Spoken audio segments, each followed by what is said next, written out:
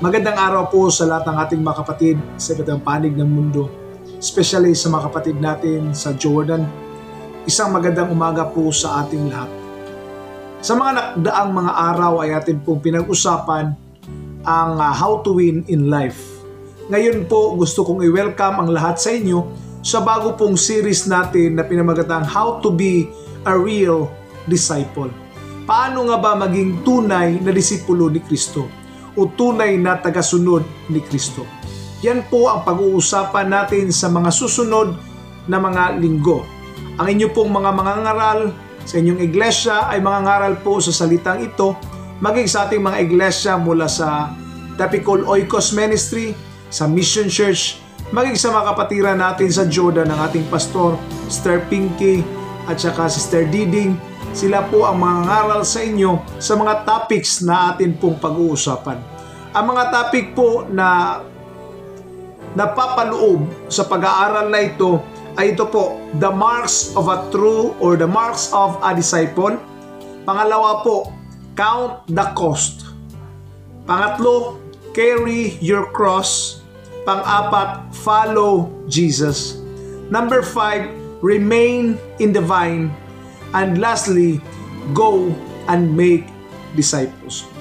Yun po yung mga pag-uusapan at ipapangaral ng ating mga tagapangaral, mga ministro natin, upang sa ganun tayo'y mapapalakas at mabigyan ng tamang direksyon sa ating pamumuhay bilang isang Kristiyano.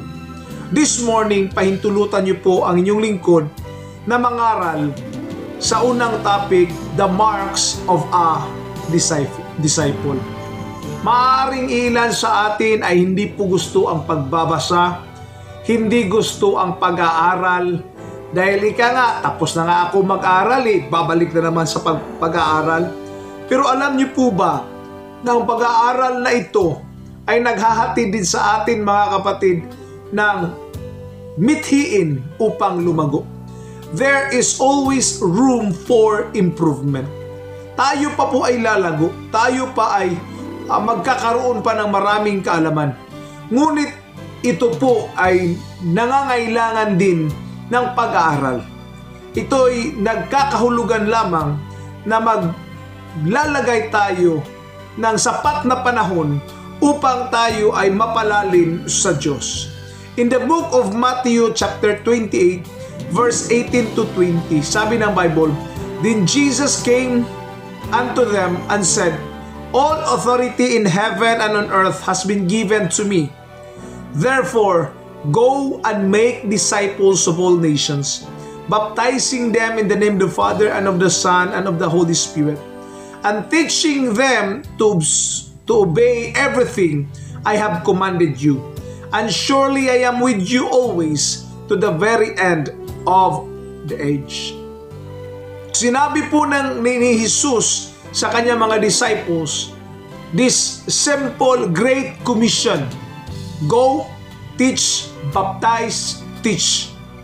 Jesus did more than attract crowds. He's not just performing miracles. He's just not teaching, but He make disciples. What does it mean to make disciples? To make disciples is simply obeying or becoming like Him. Nung gumawa si Jesus Christ ng disciples, inutusan niya ang kanyang mga disciples to make disciples too. Hindi lang sa Israel, bagkus sa lahat ng panig ng mundo. Sinabihan sila ng Panginoon kung paano gawin ito. Paano magkaroon ng disciples. Sinabi niya, teach them, baptize them. Di ba? Go, teach them, baptize them, teach them. Apat na bagay na dapat nating tandaan dito. Going. Hindi tayo magkakaroon ng disciple kung mananatili lang tayo sa four corners ng ating iglesia. We need to go. Second, we need to teach. Hindi po hanggang fellowship tayo mga kapatid. Meron po tayong mga pag-aaral. Teach them about the 7 steps of salvation. Teach them about the grace, the faith, about confession, repentance, baptism in Jesus' name, baptism of the Holy Ghost, and perseverance and endurance. Ituturo natin ito sa kanila. Then baptize them in the name of Jesus Christ. For there is no other salvation giving among men whereby we must be saved. In the name of Jesus. Kaya baptize natin sila in Jesus' name. Pang-apat mga kapatid, pagkatapos ng baptism, huwag nating hayaan na wala silang inaaral. Magpalalim tayo. Kaya tuturuan natin sila ng 40. Yung 40 days journey natin, ituturo natin sa kanila yon. Ang level 2, level 3, level 4 at ang level 5. Nang sa ganun, patuloy ang kanilang pag-aaral sa salita ng Panginoon. Let us go back to making disciples. This is my challenge to the pastors and leaders in different churches we have from Luzon, Visayas at Mindanao at maging sa ibang bansa. Ito po ang challenge ko sa inyo. Are we making disciples? Can we spend time in making disciples? Baka hindi na natin tinuloy hanggang level 1 lang sila. Tapos natapos na tayo sa 7 steps of salvation. Why not pursue on the higher level of studies? Nang sa ganun sila po ay mapapalago natin. So ngayon, nung binaptize natin sila at tinuruan na maging masunurin sa salita ng Panginoon, ang Gospel of John ay nag-identify din ng 3 marks of genuine disciple. Ano yung mga marks of true disciples, Pastor? Number 1 ay ganito. A disciple obey God's word. Ang tunay na disipulo ay sumusunod sa salita ng Panginoon.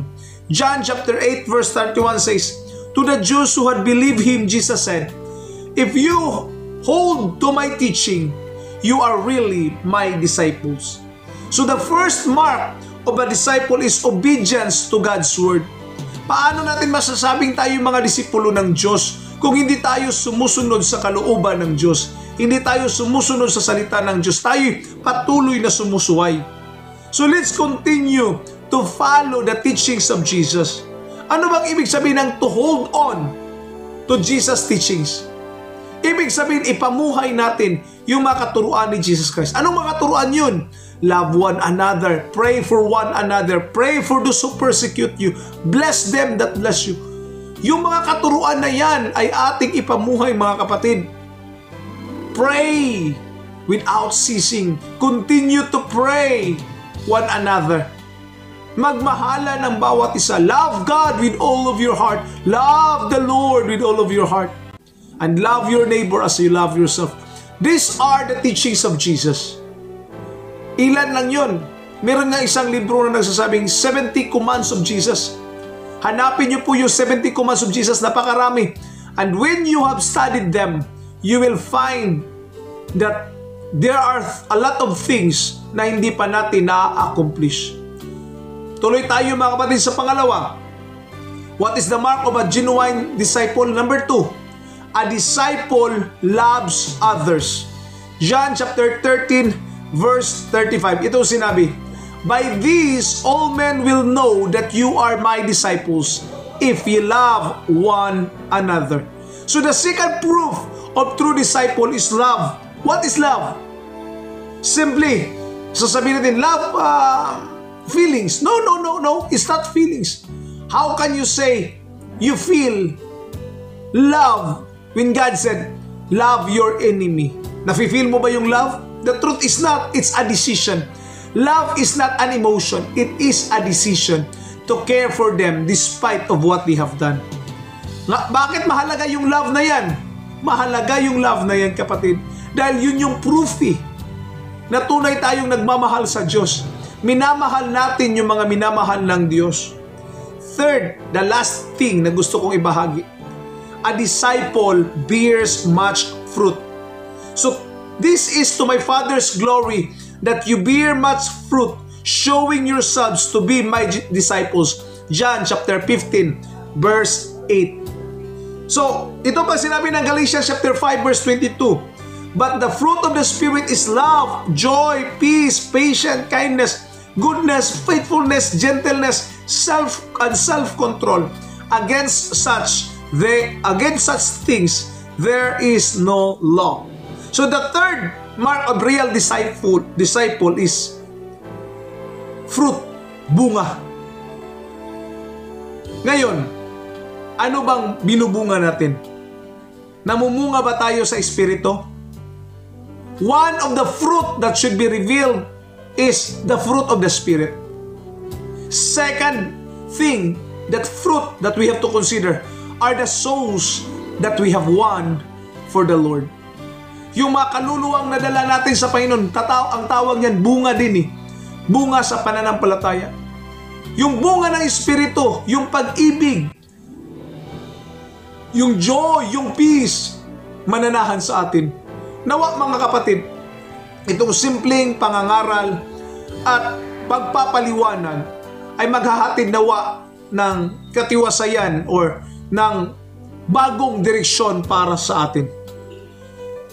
Ang tanong ko, ano nga ba talaga ang priority ng Diyos para sa buhay natin? Para sa atin, ano nga ba talaga ang pinaka-priority? Ang Diyos may priority sa atin eh. Tayo, anong priority natin para sa Diyos? Paano ba natin nababago ang ating sarili mula sa salita ng Panginoon? Pag sinabi nating love one another, para sa iyo, ano nga ba ito? This morning, I want you to reflect from the Word of God. My question is, do you have enough time? Or do you spend a time reading your Bible and in prayer? Are you willing to spend some time to study the Word of God? Do you want to spend some time to obey God? Maaaring may mga tao siguro mahirap ibigin. Sino-sino ito? Ano ang pwede mong gawin? Kaya sa umagang ito, hayaan nawa natin ang ating mga puso'y mababalot ng pag-ibig at maging tunay nawa tayo ng mga disciples ni Kristo. Why not pray with me right now, this very morning? I know I have spent so much time, but I want just to pray for you and to pray that God's revelation will be on us. Shall we bow our head and let us close our eyes and pray? God, thank you.